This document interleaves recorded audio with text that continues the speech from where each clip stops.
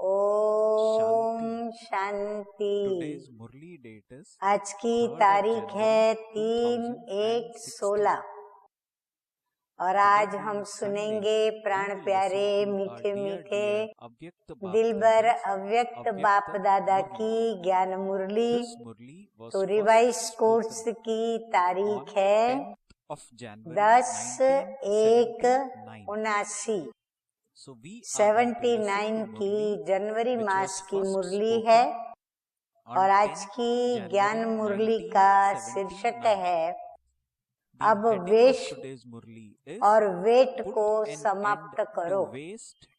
बाप दादा आज विशेष बच्चों की लगन और स्नेह को देख हर्षित हो रहे हैं।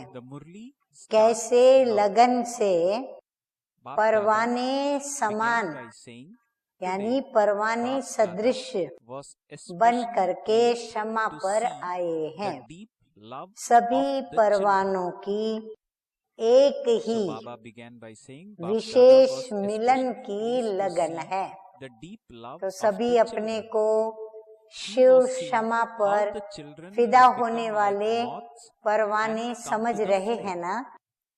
तो इसलिए बाप दादा को भी मिलन मनाने के लिए साकार महफिल में आना पड़ता है।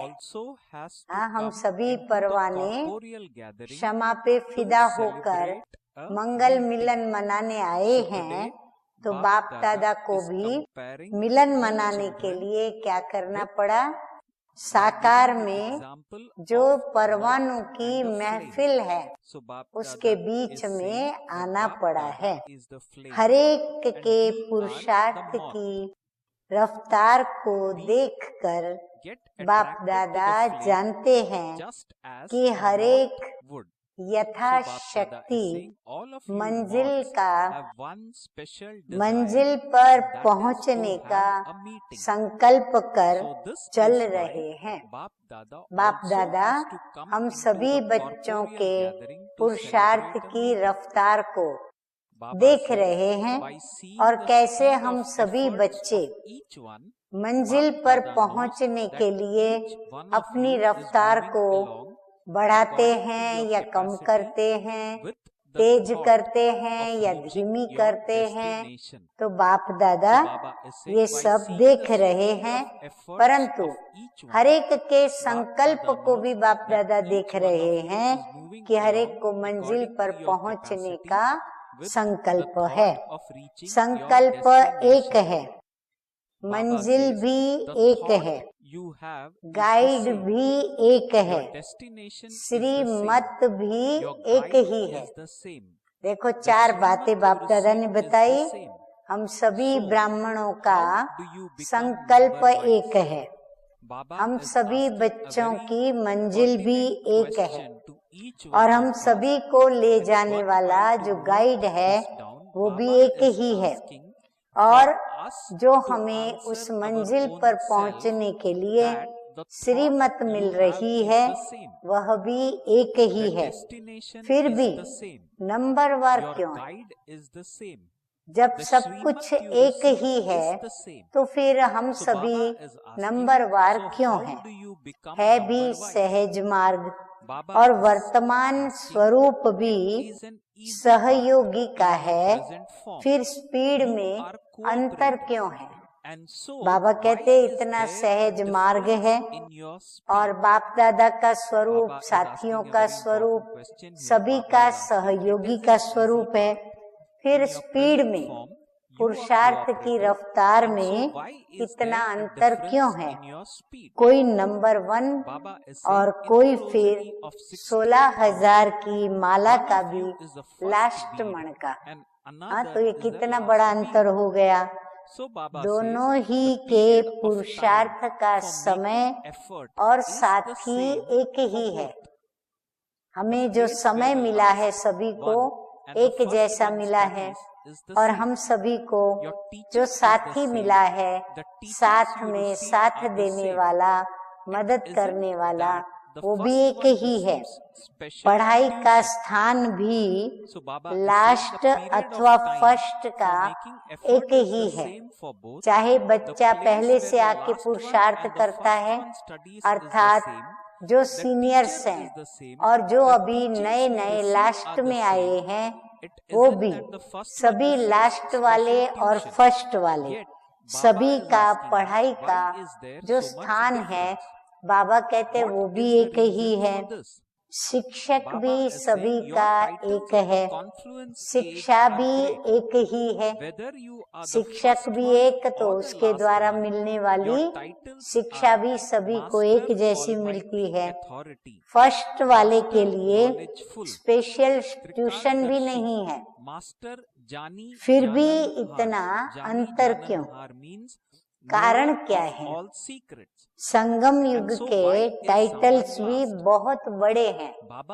बाबा ने हम बच्चों को संगम युग पर जो टाइटल्स दिए हैं वो भी बहुत बड़े बड़े हैं।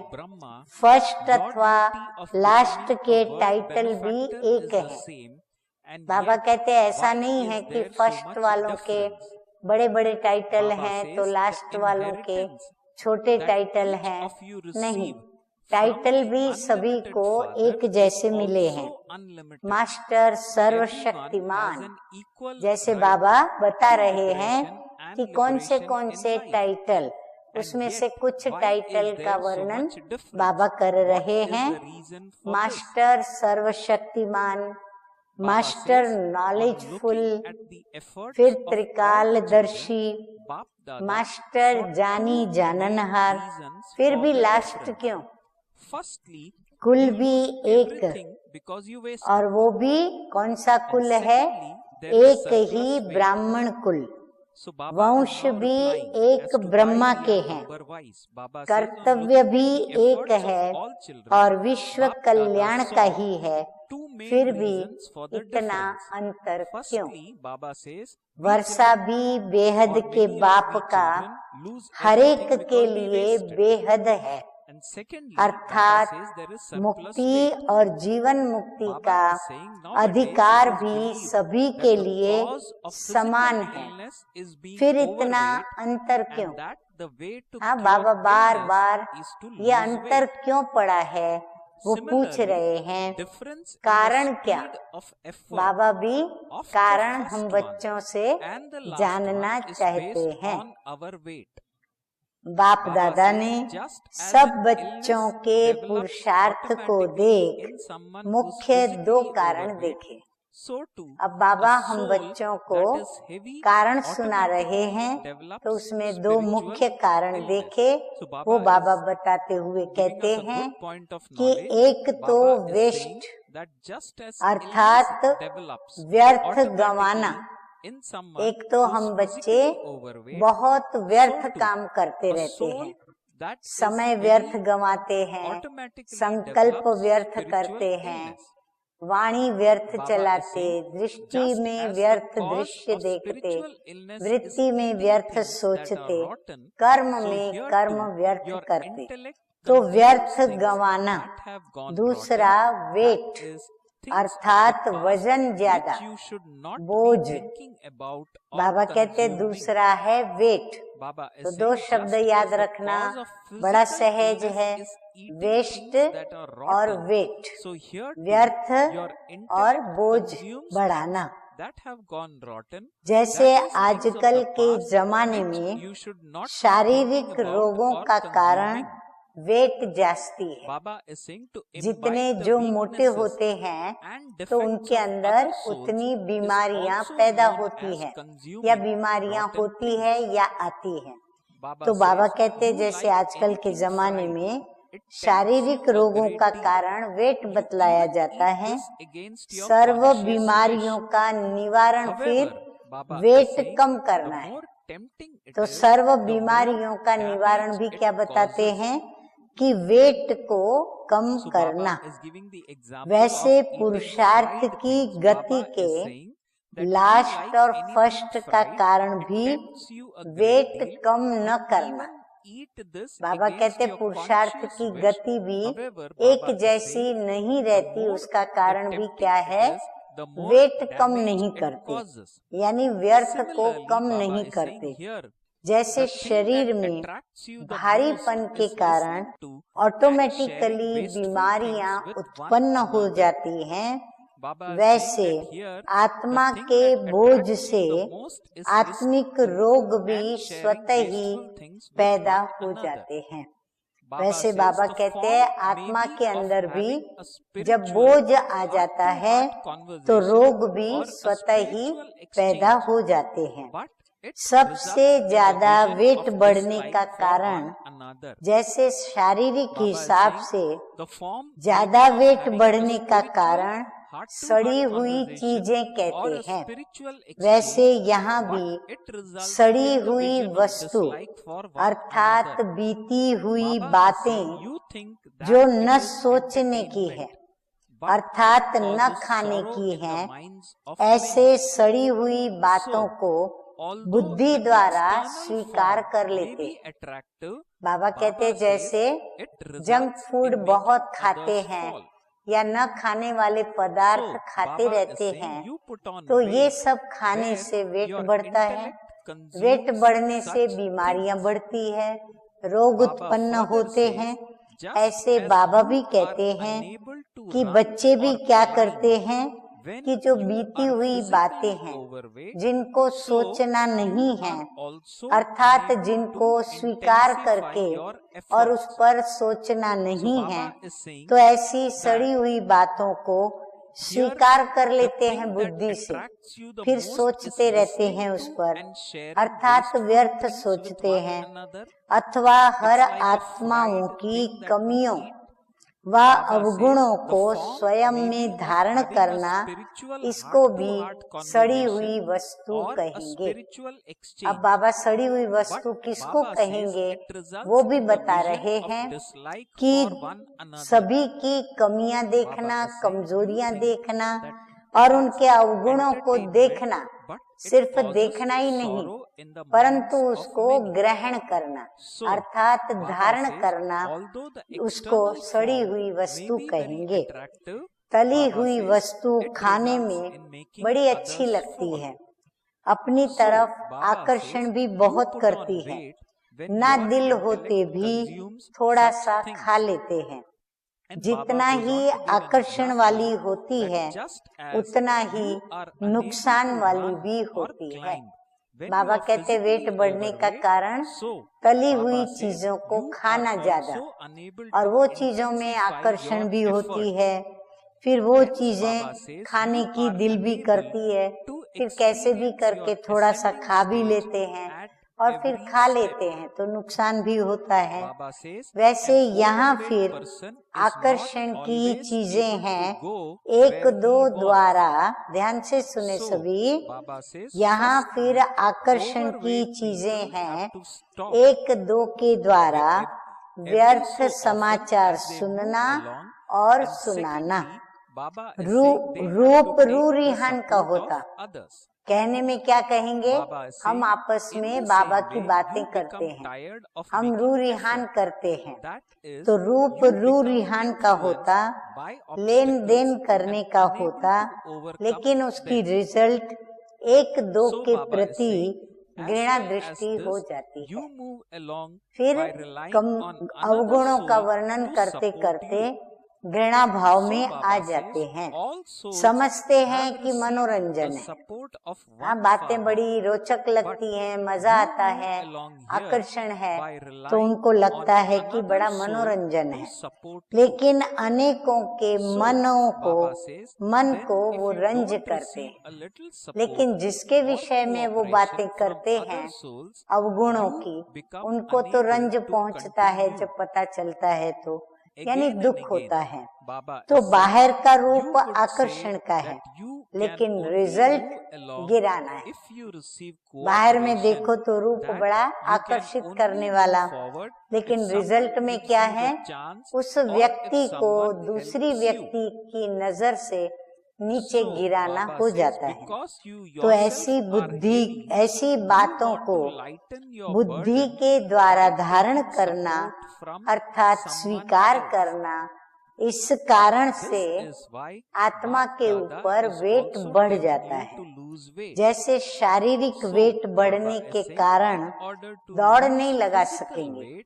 भारी शरीर वाले को यदि कहें कि आप दौड़ो तो वो दौड़ नहीं पाएंगे, इतना चढ़ाई भी नहीं चढ़ सकेंगे।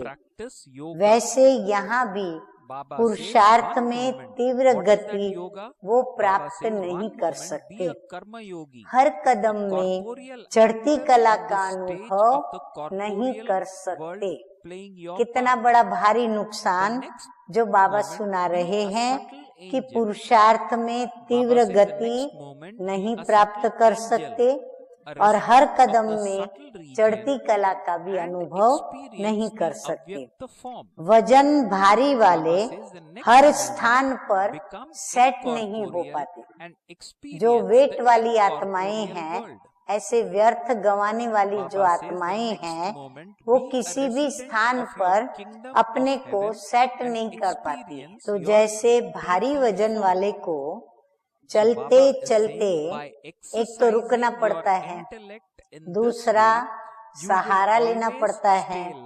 इसी रीति पुरुषार्थ में चलते चलते थक जाते हैं, अर्थात विघ्नों के वश हो जाते हैं, तो पार नहीं कर पाते हैं। साथ साथ कोई न कोई आत्मा को सहारा बनाकर चल सकते। एक बाप का सहारा तो सभी को मिला हुआ ही है, लेकिन ये आत्माओं का सहारा बनाकर चलते। अगर थोड़ा भी आत्माओं का सहारा अर्थात सहयोग नहीं मिलता तो चल नहीं पाते। फिर ऐसे वेट वाली आत्माएं क्या करती हैं? चलते चलते थक जाती हैं, तो बाप का सहारा भूल करके और किसी न किसी आत्माओं का सहारा लेकर के और फिर चलती हैं। और अगर उनको वो सहारा नहीं मिलता तो वो चल नहीं पाते। आगे मीठे मीठे बाप दादा कहते हैं कि बार बार फिर वो आत्माएं कहती हैं, सहयोग मिले तो आगे बढ़े। जो आगे नहीं बढ़ पाते या चल नहीं पाते या उन्नति नहीं कर पाते, तो फिर वो क्या कहते हैं कि हमको सहयोग मिले सभी का या साथी का तो हम आगे बढ़े। चांस मिले, कोई बढ़ावे तो आगे बढ़े, कोई चांस दे तो हम करके दिखावे, और कोई हमें आगे बढ़ावे तो हम आगे बढ़े। क्योंकि स्वयं भारी होने के कारण दूसरे के सहारे द्वारा अपना बोझ हल्का करना चाहते हैं। इसलिए बाप दादा भी कहते हैं कि वेट कम करो। वो बोझ वाली व्यक्तियां क्या करना चाहती हैं? अपना बोझ दूसरों के कंधे पर थोड़ा डालकर खुद को हल्का करना चाहते हैं। इसीलिए बाप दादा भी कहते हैं कि वेट कम करो, अर्थात व्यर्थ में न जाओ। इसका साधन है, अभी इसका निवारण बता रहे हैं बाबा। इसका साधन है जैसे शारीरिक हल्केपन का साधन है एक्सरसाइज, व्यायाम करना सिखलाया जाता है, वैसे आत्मिक एक्सरसाइज योग अभ्यास के द्वारा अभी अभी कर्मयोगी अर्थात साकारी स्वरूपधारी बन साकारी सृष्टि का पाठ बजाना। बाबा कहते हैं ऐसे आत्मिक एक्सरसाइज भी हमको करनी पड़े। क्या करना पड़े कि अभी अभी हम कर्म योगी बनकर साकार स्वरूप धारण कर साकारी सृष्टि में अपना पार्ट प्ले करें। फिर अभी अभी आकारी फरिश्ता बन आकारी अव्यक्त वतनवासी अव्यक्त रूप का अनुभव करना। अभी अभी निराकारी बन मूल वतनवासी का अनुभव करना, अभी अभी अपने राज्य स्वर्ग अथवा वैकुंठवासी बन देवता रूप का अनुभव करना। बाबा कहते फिर ये प्रैक्टिस करनी पड़े, एक्सरसाइज करनी पड़े कि अभी अभी साकारी स्वरूप, अभी अभी आकारी स्वरूप, अभी अभी निराकारी स्वरूप, फिर वापस निराकारी से हम अपनी साकारी राजधानी सतयुग के अंदर पहुंच जाएं, वैकुंठवासी देवता स्वरूप। तो ऐसे बुद्धि की एक्सरसाइज करो तो सदा हल्के हो जाएंगे, भारीपन खत्म हो जाएगा और पुरुषार्थ की गति तीव्र हो जाएंगी। सहारा लेने की आवश्यकता नहीं होगी। सदा बाप के सहारे अर्थात छत्र छाया के नीचे स्वयं को अनुभव करेंगे। दौड़ लगाने के बजाय हाई जंप वाले हो जाएंगे। तो साधन है एक्सरसाइज। तो साधन में एक है एक्सरसाइज। अब बाबा दूसरा निवारण बता रहे हैं। दूसरा है खान पान की परहेज करो। हाँ?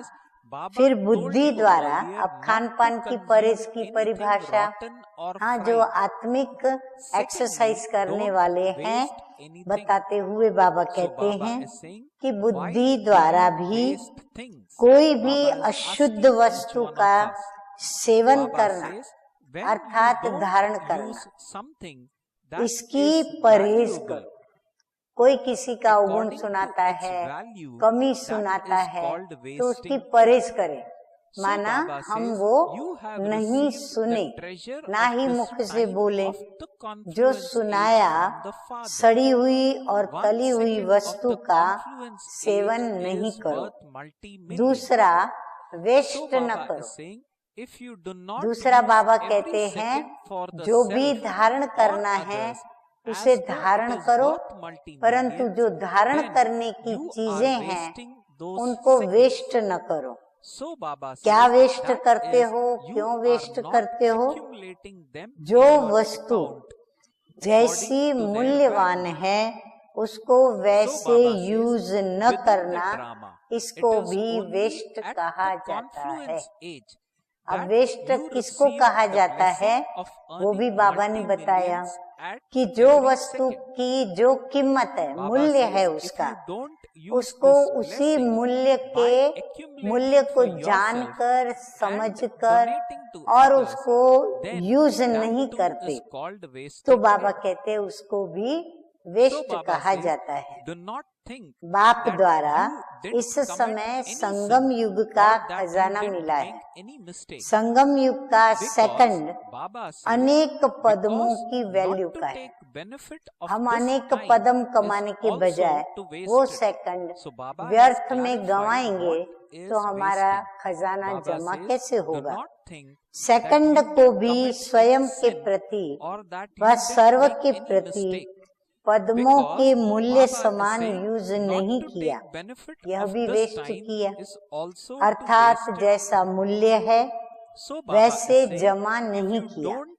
हर सेकंड में पद्मों की कमाई का वरदान ड्रामा में संगम के समय को मिला हुआ है।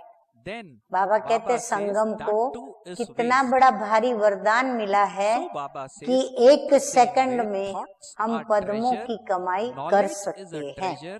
ऐसे वरदान को स्वयं प्रति भी जमा नहीं किया, औरों के प्रति भी दान नहीं किया, तो इसको भी व्यर्थ कहा जाएगा। या हम स्वयं के प्रति यूज करें या फिर हम औरों को दान करें तो भी वो सफल होगा, परंतु नहीं करते तो वो व्यर्थ में ही गिना जाएगा।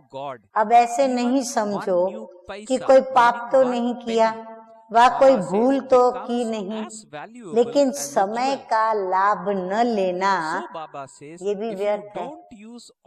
बाबा कहते जब समय आया है सामने चढ़कर आपके पास, कि मुझे यूज करो और हम उसको यथार्थ यूज न करें, समर्थता आवे ऐसा यूज न करें, तो बाबा कहते हैं समय का लाभ न लेना ये भी व्यर्थ है। मिले हुए वरदान को न स्वयं प्राप्त किया और न ही किसी को कराया, तो इसको भी वेस्ट अर्थात व्यर्थ कहेंगे। इसी प्रकार संकल्प भी एक खजाना है, ज्ञान भी एक खजाना है, स्थूल धन भी ईश्वर अर्थ समर्पण करने से एक नया पैसा एक रतन समान वैल्यू का हो जाता है। इन सब खजानों को स्वयं के प्रति व सेवा के प्रति कार्य में नहीं लगाते हो तो उसको भी व्यर्थ कहेंगे।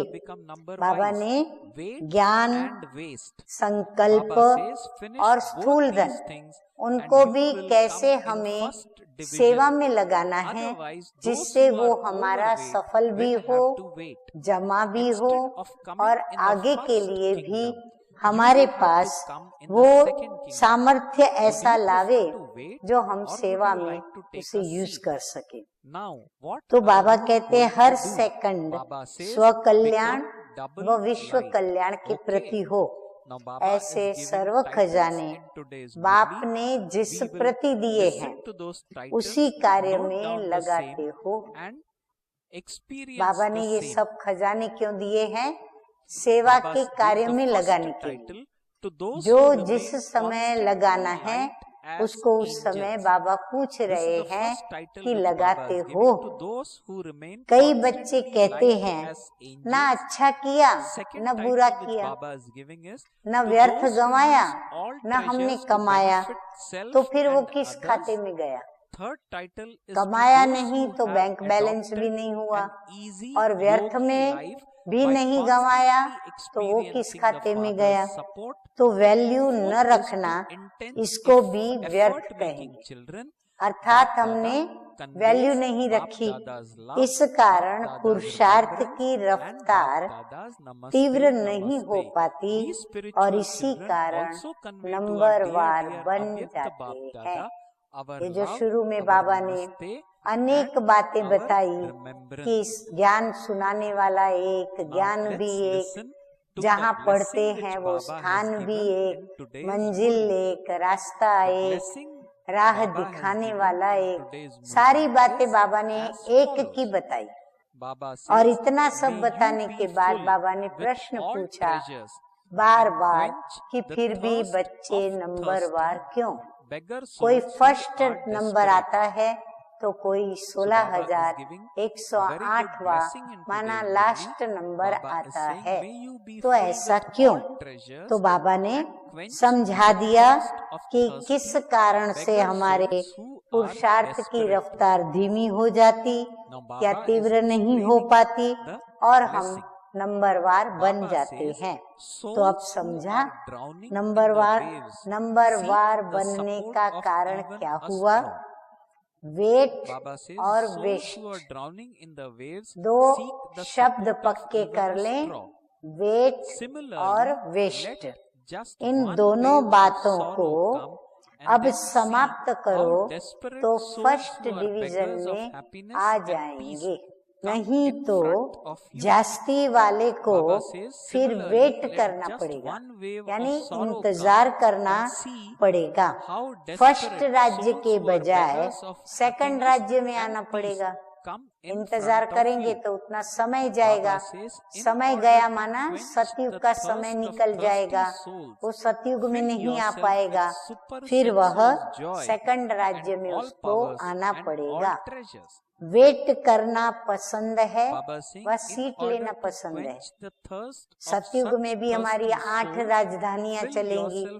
अगर इंतजार करेंगे तो 1 नंबर की राजधानी में नहीं आएंगे तो फिर 2, 4, 6, 8 हो सकता है कोई त्रेता में भी आ जावे। तो इसीलिए वेट करना पसंद है या सीट लेना पसंद है? या सतयुग में पहली राजधानी में ही सीट लेना पसंद है। अब क्या करेंगे? डबल लाइट बन जाओ। बाबा कहते हैं वेट की जगह लाइट बन जाओ और वेस्ट जहाँ करते हो वहाँ पर बेस्ट बन जाओ, यानी पुरुषार्थ की गति तीव्र कर दो। अच्छा, अब हम सुनेंगे मीठे मीठे बाप दादा के द्वारा याद प्यार। तो बाप दादा कहते हैं कि ऐसे सदा फरिश्ते समान हल्के रहने वाले हर खजाने को सदा स्वयं प्रति व सर्व प्रति कार्य में लगाने व सदा बाप के सहारे का अनुभव कर सहज योगी जीवन अपनाने वाले ऐसे तीव्र पुरुषार्थी बच्चों को बाप दादा का याद प्यार और नमस्ते। हम रूहानी बच्चों की रूहानी बाप दादा को याद प्यार, गुड मॉर्निंग और नमस्ते नमस्ते। अभी हम सभी सुनेंगे मीठे मीठे बाप दादा के द्वारा वरदान। तो वरदान है तड़पती हुई भिखारी प्यासी आत्माओं की प्यास बुझाने वाले, यानी दुख, अशांति और अपवित्रता यानी विषय विकारों के कारण तड़पती हुई सुख शांति के लिए भिखारी और आनंद की प्यासी आत्माओं की प्यास बुझाने वाले सर्व खजाने से संपन्न भव। जैसे लहरों में लहराती व डूबती हुई आत्मा एक तिनके का सहारा ढूंढती है, ऐसे दुख की एक लहर आने दो, फिर देखना अनेक सुख शांति की भिखारी आत्माएं तड़पते हुए आपके सामने आएंगी। ऐसी प्यासी आत्माओं की प्यास बुझाने के लिए अपने को अतीन्द्रिय सुख व सर्व शक्तियों से, सर्व खजानों से भरपूर करो। सर्व खजाने इतने जमा हो जो अपनी स्थिति भी कायम रहे और अन्य आत्माओं को भी संपन्न बना सको।